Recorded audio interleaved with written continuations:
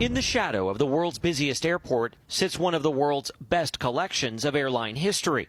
And while the Delta Flight Museum fills 2 historic hangars with a century of aviation, there's so much more behind the closed doors of the museum's archives. This is the collection people don't see.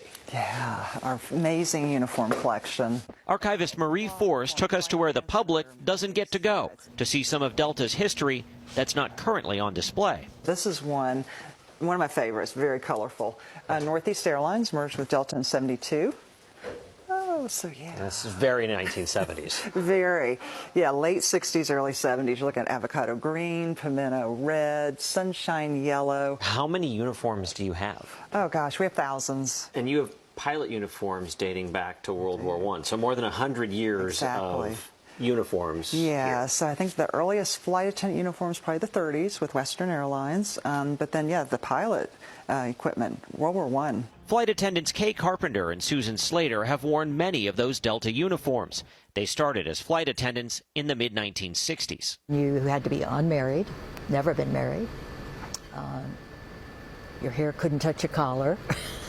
You had a weight restriction. And back then, I think I weighed 103 pounds, and I was 5'2.5". I'm 5 feet now, barely, and not 103. What makes you keep coming back year after year? Well, it's been a wonderful adventure. I never dreamed that I would be here for this long.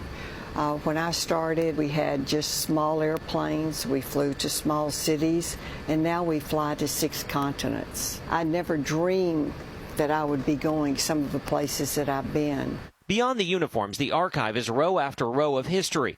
This is Delta founder C.E. Woolman's business card from the company's crop dusting days. Fast forward to 1940. This is one of my favorite little items in the archives. Chicago and Southern Airlines, and a little surprise when you open up the matchbook. The matchbooks are the flight attendants. Yeah, they had just started flight attendant service. And this is what an airline ticket looked like in the late 40s. But Delta started flying passengers back in 1929. How much was that first ticket? Yeah, so that first ticket was $90 round trip. That would be for the full route, like if you were flying from Dallas to Jackson. That's a lot in 1929 dollars, right? Yes, it is. So many artifacts, from matchbooks to menus to route maps, pilot wings to playing cards, vintage glasses, and the mini bottles that used to fill them. A collection Delta and the museum have been building for 5 decades, marking an airline's history that keeps climbing to new heights.